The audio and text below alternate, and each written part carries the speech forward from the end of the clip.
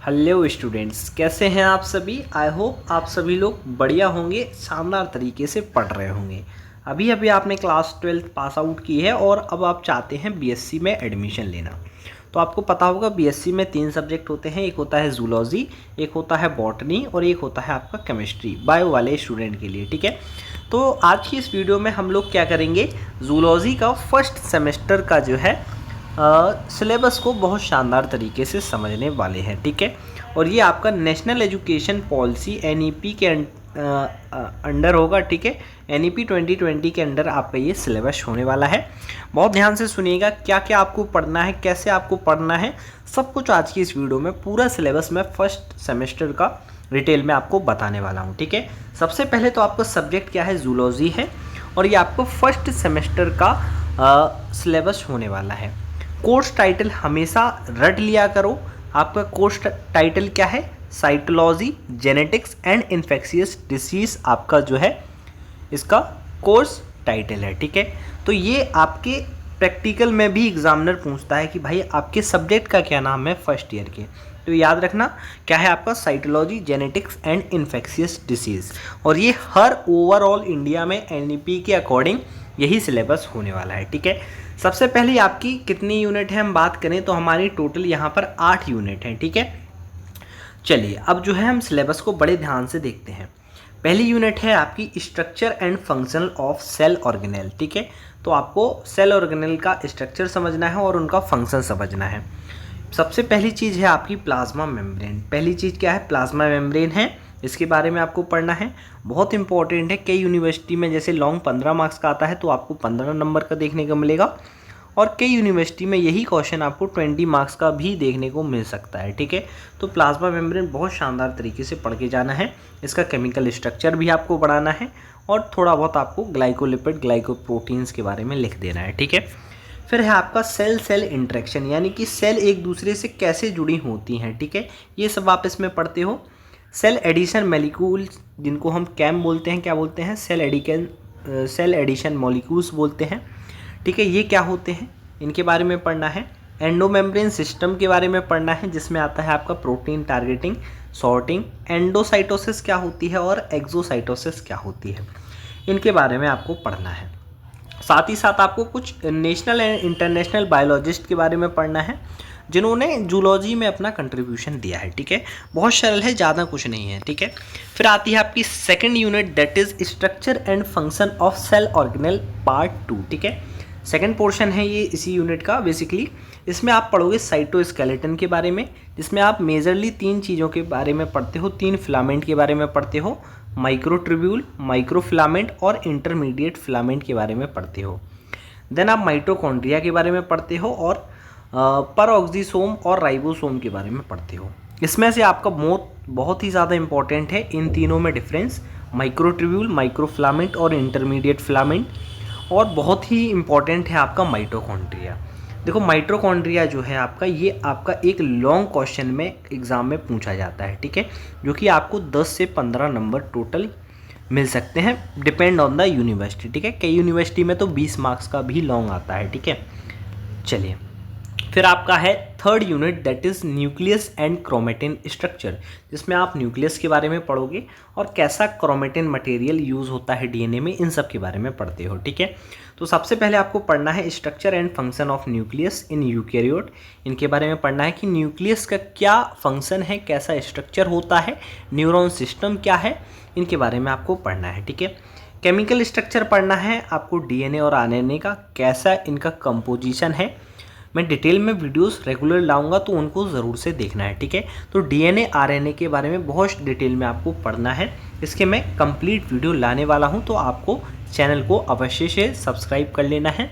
आपकी biology, BSc biology बहुत शानदार तरीके से 7 से ऊपर आपका ग्रेड पे रहने वाला है, मतलब कि आपका एसजीपीए बोल लीजिए आप, सेमेस्टर एसजीपीए आपका 7 पॉइंट से मैं ऊपर ही रखूँगा, 8 पॉइंट से भी ऊपर ला सकता हूँ। ठीक है, तो आपको बड़े ध्यान से मैं जो वीडियो बना रहा हूँ उसको ध्यान से सुनना है। ठीक है, फिर आपको डीएनए सुपर कॉइलिंग क्या कहलाती है, क्रोमेटिन ऑर्गेनाइजेशन क्या है और आपको स्ट्रक्चर ऑफ क्रोमोसोम्स के बारे में पढ़ना है। ठीक है, फिर आपको पढ़ना है type of DNA and RNA. ठीक है, इसमें आपको मोस्टली जो इम्पोर्टेंट है वो है आपका न्यूक्लियस और दूसरा इंपॉर्टेंट चीज़ क्या है आपकी, डीएनए एंड आरएनए, इसको बहुत ध्यान से पढ़ना है, ठीक है।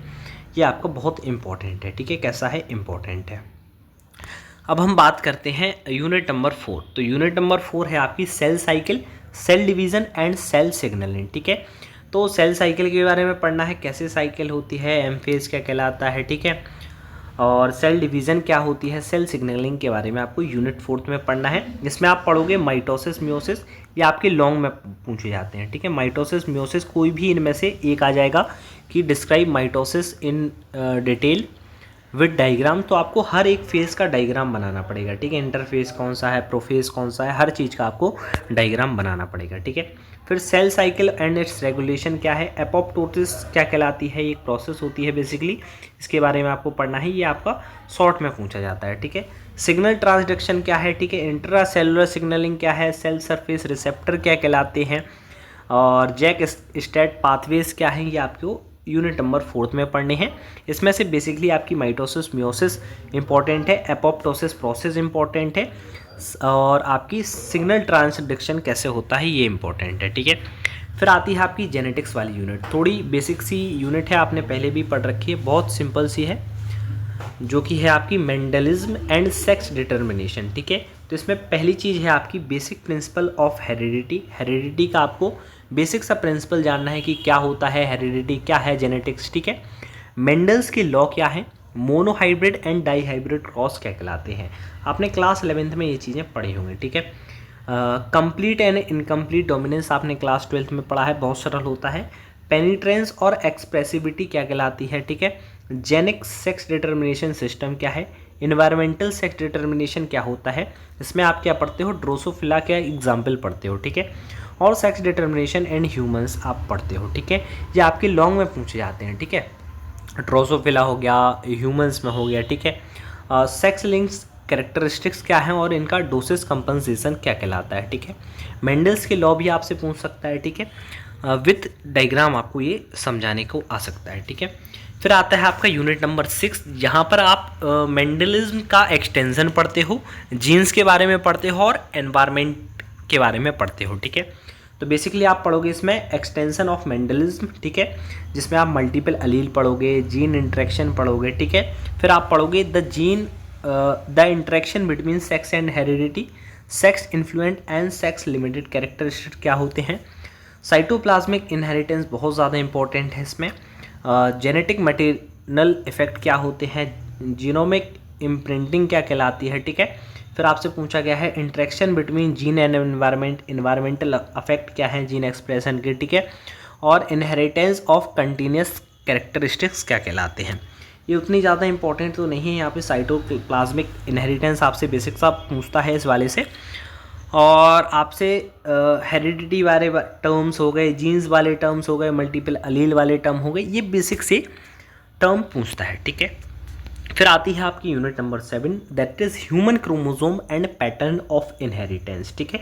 तो ह्यूमन क्रोमोजोम्स क्या होते हैं, बेसिक सा सब यूनिट का जो टाइटल है वो आपको बड़े ध्यान से पढ़ना है कि भाई यूनिट इसमें दिया गया है ह्यूमन क्रोमोजोम, तो ह्यूमन क्रोमोजोम है क्या, कैसे पैटर्न्स होते हैं इनहेरिटेंस की, ये आपसे पूछा गया है। ह्यूमन कैरियोटाइप क्या कहलाता है, ठीक है। क्रोमोजल एनोमलीज क्या कहलाती हैं, ठीक है, या फिर आप कह सकते हो क्रोमोजल एबनॉर्मेलिटीज़ क्या कहलाती है, ठीक है। फिर आपको स्ट्रक्चर और न्यूमेरिकल एब्रेशन समझना है, ठीक है, वो भी एग्जाम्पल के साथ, ठीक है।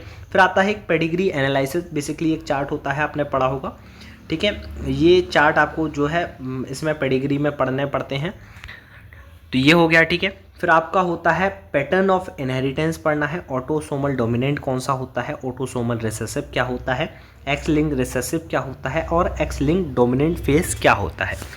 फिर आता है आपके unit number 8, that is infectious disease. तो इसमें आप डिसीज़ के बारे में पढ़ोगे, जैसे कि इंट्रोडक्शन टू पैथोजेनिक ऑर्गेनिज्म, आप वायरस के बारे में पढ़ोगे, बैक्टीरिया के बारे में पढ़ोगे, फंजाई के बारे में पढ़ोगे, प्रोटोजोआ के बारे में पढ़ोगे, वॉर्म्स के बारे में पढ़ोगे, ठीक है। फिर आपको कुछ बेसिक से टर्म समझने हैं, जैसे कि स्ट्रक्चर लाइफ साइकिल क्या होती है, पैथोजेनिसिटी किसको बोलते हैं, ठीक है। और कुछ डिसीज़ के बारे में पढ़ोगे, उनके कॉज, उनके सिम्टम्स के बारे में पढ़ोगे, और इनका कंट्रोल आप कैसे कर सकते हो, कॉमन पैरासाइट्स का, जैसे आपका हो गया ट्राइपेनोसोमा हो गया, गार्डिया हो गया, वुचेरिया हो गया, इन सब के बारे में, इन्फेक्शियस डिसीज़ के बारे में आप जो है पढ़ोगे। ठीक है, तो बेसिकली आपकी 8 यूनिट हैं टोटल इसमें, और इन्हीं के बारे में जो है आपको पढ़ना है। आपकी 75 मार्क्स की पासिंग होती है। बेसिक्स आपको पता है 25 नंबर मिनिमम होते हैं पासिंग के लिए, 75 का ओवरऑल होता है, 25 मार्क्स का आपका प्रैक्टिकल होता है। ठीक है, तो ये बेसिक्स आपका जूलॉजी का वो सिलेबस है। इसका टाइटल है cytology, genetics and infectious disease. ठीक है, अब अगर आपको जो भी डिटेल वीडियो जिस भी टॉपिक में चाहिए आप कमेंट कर दीजिए। वैसे मैं रेगुलर आपके लिए वीडियोस रोज डालने वाला हूं अब से, फ्रॉम 15 जुलाई आप तक वीडियो जो है रेगुलर वे में फर्स्ट सेमेस्टर की पहुंचने वाली है, जूलॉजी की, बॉटनी की एज वेल एज केमिस्ट्री की। तो स्टे ट्यून्ड और सब्सक्राइब कर लीजिए हमारे चैनल को। मिलते हैं आपसे नेक्स्ट वीडियो में, सब तक के लिए जय हिंद, जय भारत प्यारे भाई।